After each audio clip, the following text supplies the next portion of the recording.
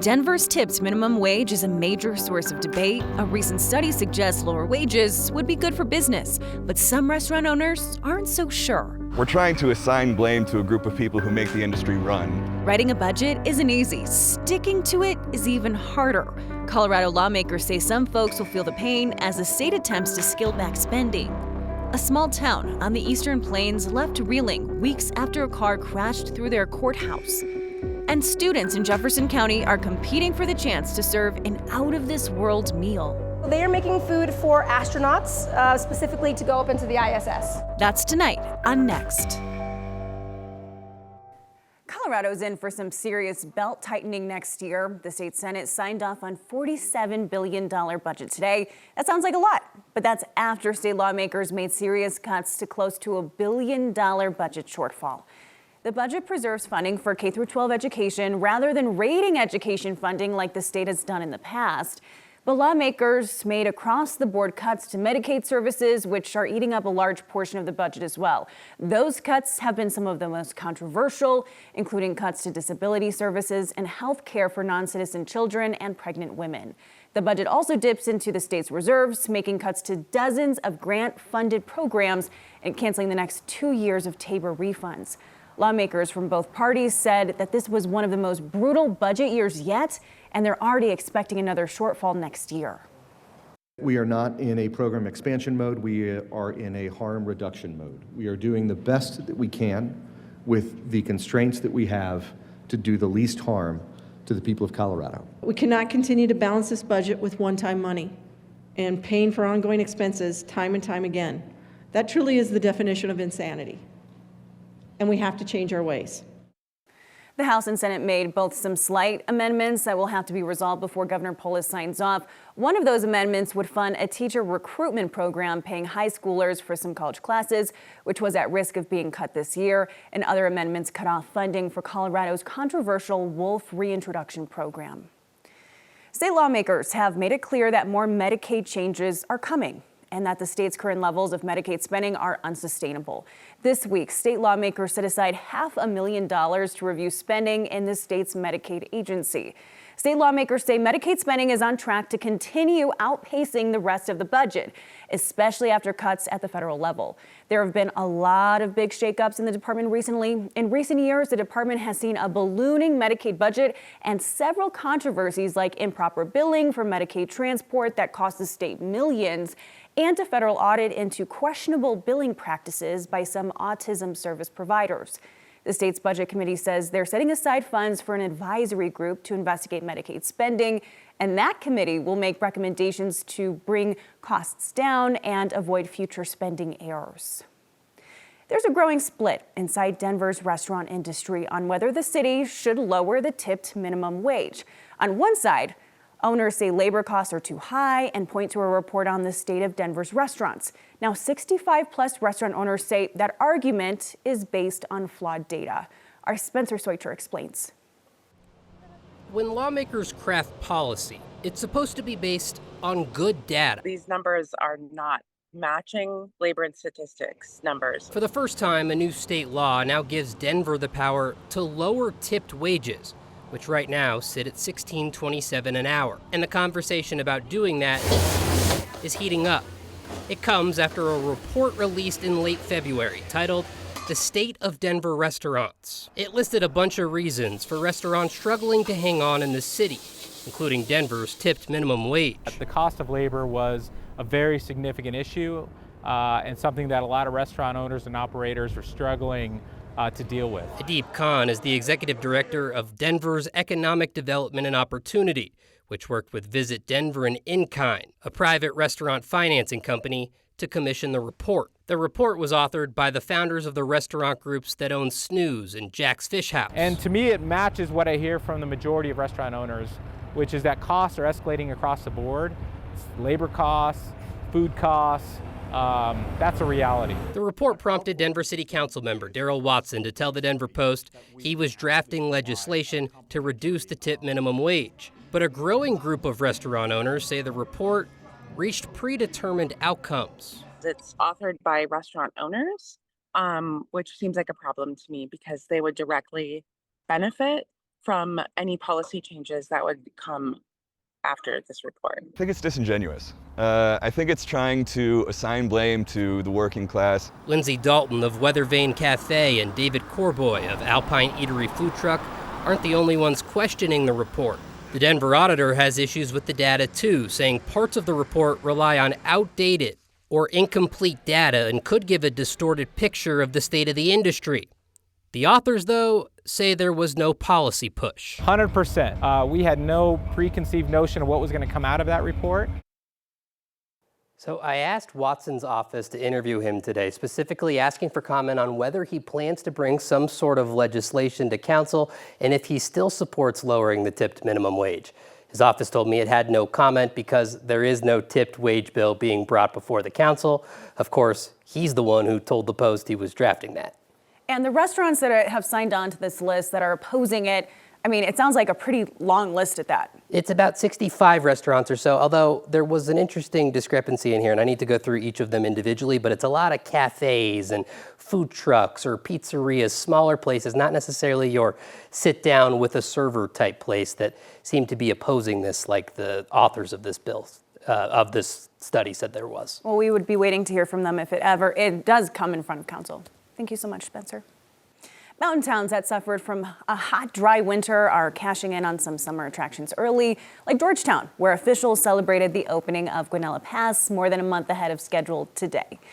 Guanella Pass traditionally opens Memorial Weekend. This is not Memorial Weekend. This is the first time this has opened this early since the pass was paved in 2016.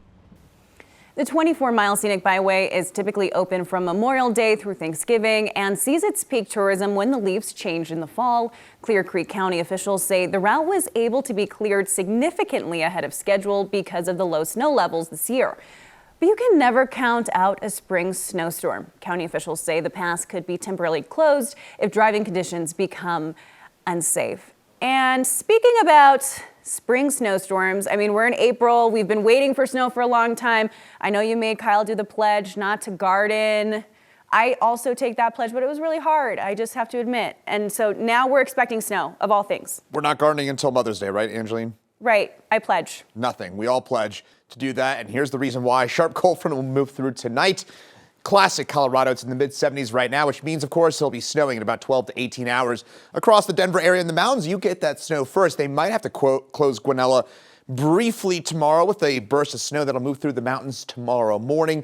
In Denver, our snow will arrive tomorrow morning, and it'll continue most of the day. But accumulations in town, this is a little bit of slush, maybe an inch or so of snow on colder surfaces like car tops, grass, things like that. Foothills a bit more. Freeze warning for temperatures 18 to 24 degrees for Saturday morning. This will be the main impact out of that next storm system. 7-day forecast, we warm back into the 70s and 80s most of next week. Weather impact alert for tomorrow and Saturday morning for the cold and snow. First responders are cautiously optimistic about a fire burning along the New Mexico border. Fire crews have made progress against the Schwackheim fire near Trinidad, but critical fire weather conditions mean things could change quickly. The state's Division of Fire Prevention and Control says crews have contained the south and southwestern sides of the fire, a big improvement over yesterday when the fire was burning uncontained. It burned a little more than 1,000 acres, but crews are working in the middle of dry, windy conditions. A cold front moving in tonight will cool things off, as Chris mentioned, but could also bring more wind and thunderstorms. Governor Jared Polis declared a disaster emergency in the area earlier this week, freeing up state resources to help fight the fire. A community in eastern Colorado is mourning the loss of one of their own nearly 2 months after a car crashed through their courthouse. She was just doing her job, and who would have ever thought that that was going to be her last time being at work? Her husband tells us about the legacy she leaves behind next. Pictures of a car that crashed into the Lincoln County Courthouse were shared everywhere in February. But there's more to the story. Mark Salinger shares what happened over the next 37 days. The paper says car crashes into Lincoln County Courthouse. The crash on February 24th made headlines. There's still a hole, as far as I know. Anthony Quintana spent the weeks that followed in private. Yeah, very hard. Yep. His wife, Kimberly, worked here in Human Services. Her desk at the Lincoln County Courthouse in Hugo was on the other side of this wall. When I got to the local hospital here, I got to talk to her. She was awake. I asked her if she knew what happened. She said it was an explosion, and I told her, no, you got hit by a car. And she said, I did? And I said, yeah, you did. Anthony and Kimberly met in high school. This is one of the pictures that we took a few years ago. They'd been married for almost a decade. She wanted to be with me as I wanted to be with her. But it's like, how did this happen? For 37 days after the crash, Kimberly fought through surgeries and procedures until she couldn't anymore. She passed away on April 2nd. Life is short. We're not promised tomorrow. The journey that I'm on, I'll have to just pick up my cross and keep going. Anthony says police are still investigating how and why the driver sped through the brick wall and into Kimberly's office. She was just doing her job, and who would have ever thought that was going to be her last time being at work? Because beyond this story, I definitely miss my wife. There's a lifetime of loss. She was my soulmate. This isn't the first time that someone has crashed their car into that same courthouse there in Hugo. Anthony said there used to be barriers around the courthouse, but those were taken down during construction.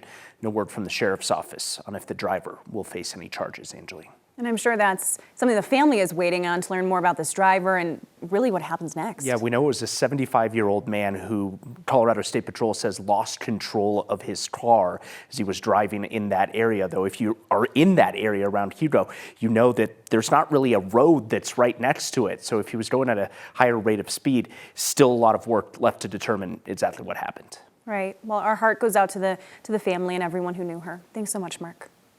Smoke is spewing from a flare at the Suncor refinery in Commerce City. The company reported the problem to the Colorado Department of Public Health and Environment earlier this week. Suncor told CDPHE it was emitting higher levels of carbon monoxide, hydrogen sulfide, and sulfur dioxide. CDPHE says strong winds carried the chemicals higher, reducing the amount of smoke people on the ground were actually breathing. Suncor says the smoke could be visible for several days. CDPHE sent an inspector to the refinery on Tuesday and says they'll keep monitoring the situation and air quality in the area. And speaking about weather, okay, I'm waiting. Tell us a little bit more about this spring snowstorm. Yeah, 77 for a high today, Angeline, and of course, naturally, it'll be snowing in about 12 hours in Denver. Cold front will move through later tonight, about 5-6 hours away. That front moves through the metro area. Mountains will get a burst of snow. In the metro area, our snow begins between about 7 and 10 a.m. tomorrow morning. But with the high sun angle and temperatures that'll be above freezing and the warm ground, this snow is going to just stick on colder surfaces, cars, grassy surfaces, things like that. But roads will stay wet in the metro and really below 7,000 feet. Low impact snow, but it will snow most of tomorrow with a trace to an inch or two of slushy snow, again, on those colder surfaces, likely with a bit more in the foothills above 7,000 feet in elevation. Freeze warning for the northeastern plains, temperatures dropping down to 18 to 24 degrees by the time you wake up on Saturday morning. That's going to be the big impact from this. It's going to be those really cold temperatures and that early spring killing freeze, and a hard freeze. That hard freeze means 28 or below. We're going to be well below that, but then it's Colorado, which means we'll be right back into the 70s and even the 80s by the middle of next week.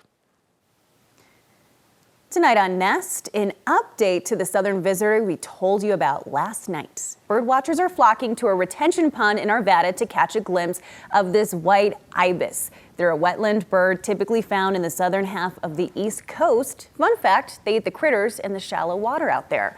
So why is it here? A bird expert says birds from that area are becoming a more common sight here in Colorado.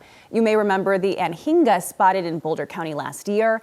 The chairman of the Colorado Bird Records Committee says they believe it's due to the warmer weather. It's been so warm that species are coming back earlier than normal this spring. And so this isn't a full adult, so it doesn't even have the excuse of being an immature bird that doesn't know what it's doing. So this is a full adult. We're getting a cold snap this weekend, which could be tricky for the white ibis, but Jen says the bird may stay here for a couple of months. He says there may have been 14 recorded sightings of the white ibis since 1985. This project's unique because it is pretty much a once-in-a-lifetime opportunity. And these students are competing for the chance to cook for some very particular clients, astronauts on the International Space Station.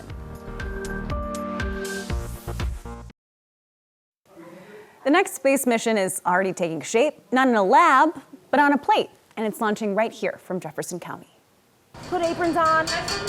It's not like your typical high school where you come in, you get to go to English class, and then you spend an hour in the kitchen, and then you go to math. It's a technical school where, students come to learn food safety and different skill sets with cooking, chopping, sauteing, baking, a lot of different things. Yeah, so this is the taco knots.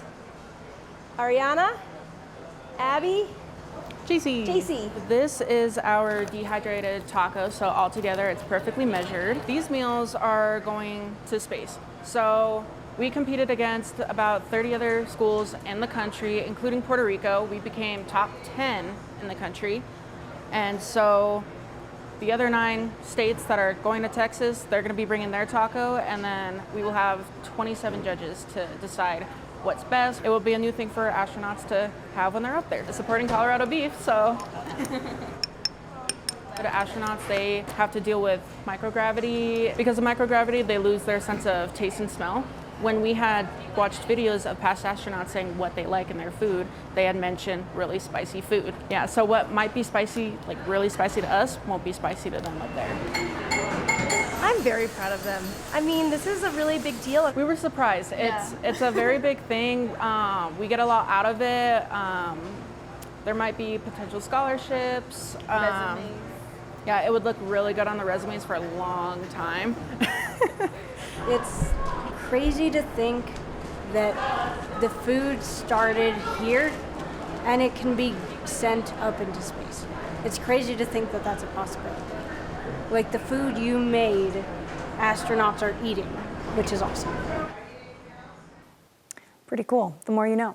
The Rockies' home opener against the Phillies was some criminally bad baseball, but some fans risked criminal charges to get a bird's eye view of the Phillies, handing the Rockies a 10-1 loss. The Rockies say more than half a dozen drones violated federal regulations by flying at or near Coors Field on April 3rd. The airspace within 3 miles of the field is restricted for each MLB event. Same goes for Mile High when the Broncos are playing. Violating those restrictions is illegal and can result in severe penalties. The FBI and the FAA say they use counter-drone tools to scope out unauthorized drones during those events.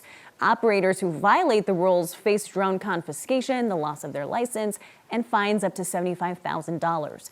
They could also face up to a year in prison. And we're back with your feedback next. Thank you. You're welcome.